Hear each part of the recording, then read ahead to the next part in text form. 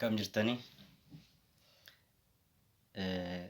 Ulaagaa waan namoonni hordofaa jirtaniif wantoota tanaan dura ulaagaa gaggeessa personalitii gaggeessaa tokko kaaraakteristikii isaa yookiin immoo taatummaa gaggeessaa tokko keessatti yoo calanqise gaggeessaa tokko gaggeessaa gaarii gaggeessaa gameessa kan uummata isaatii ta'u yookiin akka biyya keenyattis fuuldura kana hanqinoota nu dhabne jedheetiin wantoonni kaasne kun hanqinoota nu biratti mul'atanii karaa garaagaraatiin isa san jechuudha.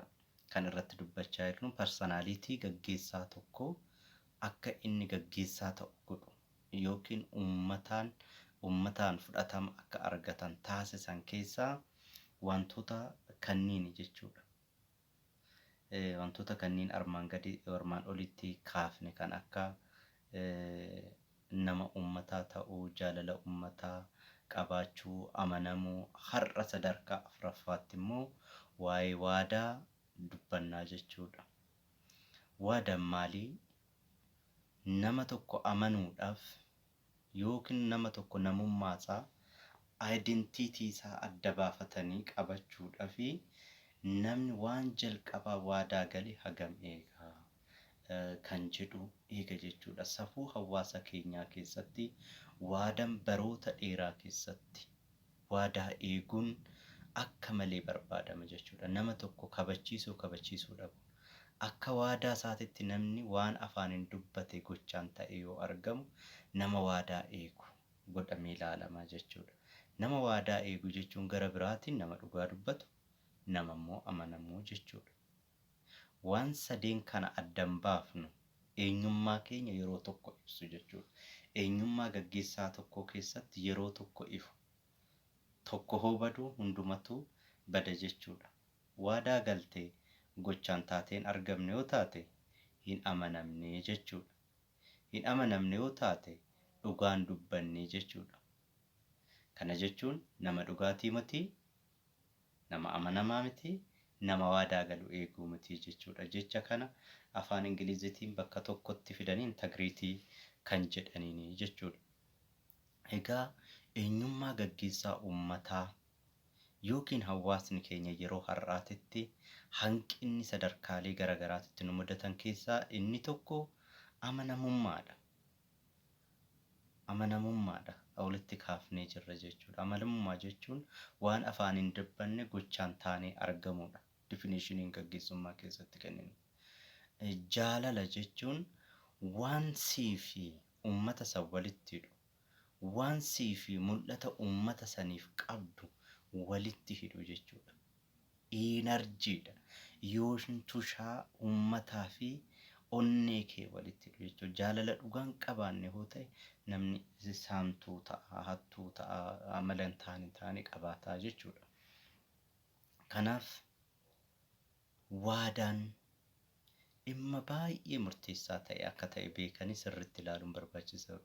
Waadaan baroota dheeraa keessatti itti fayyadamaa turree jirra jechuudha. Baroota durii bara sirni bifa ammaa kun oduun dhufin dura namoonni gaggeessaa isaanii yoo muudan gara mana amantaatti fudhatu jechuudha. Gara mana amantaatti fudhatanii akka inni kakatu, akka inni kakuu raawwatu waan san gochaan ta'eetiin argama. Hoo isin mootii gootanii na muuddan ani kana ta'eetiin argama jedhee akka waadaa galu waaqaa wajjiniin amantaa wajjin walitti fiduu jechuudha. Karaa richuwaal ta'e karaa aadaatiinis immoo jaalleen lamaan shiftaallee hoo ta'e bosona keessatti hiriyoonni waadaa kan waliin galan haga dhiigati jechuudha. Dhiiga jechuun immoo lubbuudha. Lubbuun immoo kan namaati kan baannee deemnu sana jechuudha. Dhiiga ofii dhaqanii itti walii mallatteessuu jechuudha. Kana jechuun waadaa walii galan singanus nanganii kan jedhu saniin waadaa walii galanii jechuudha dhiigan.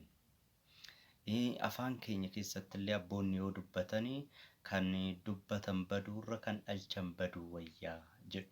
Hagam waadaan amma hagam akka barbaachisaa ta'e beekuun barbaachisaadha jechuudha.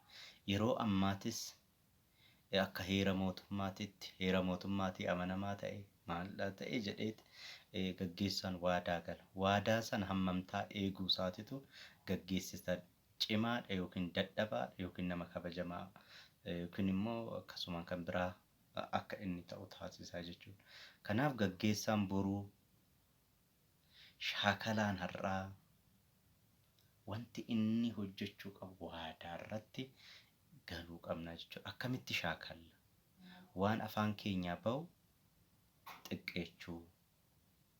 Sababni isaa hamma afaan keenyaa bahuun hawaasni nurraa eega. Gaggeessaan hoogganamni keenya nurraa eega jechuudha. Hordoffaan keenya nurraa eega. Kanaaf hamma afaan keenyaa bahu san xiqqeechuun baay'ee murteessaadha jechuudha. San shaakalaa deemuu qabna. San gochatti jijjiiraa deemuudha qabna jechuudha. Yoo kana ta'e bakka barbaadamu gahuu hin dandeenya. Gaggeessaa haqaa ta'uu hin dandeenya jechuudha. Waadaa jechuun maal jechuudha? Waan jedhan ta'anii argamudha. Waadaa eeguu jechuun waan afaan hin jenne gochaan immoo taanee argamu jechuudha. Gocha keenyan taanee yoo argamne waadaa nama eegu taanaa jechuudha. Kanaafi galatoomaa waadaa shaakalaa.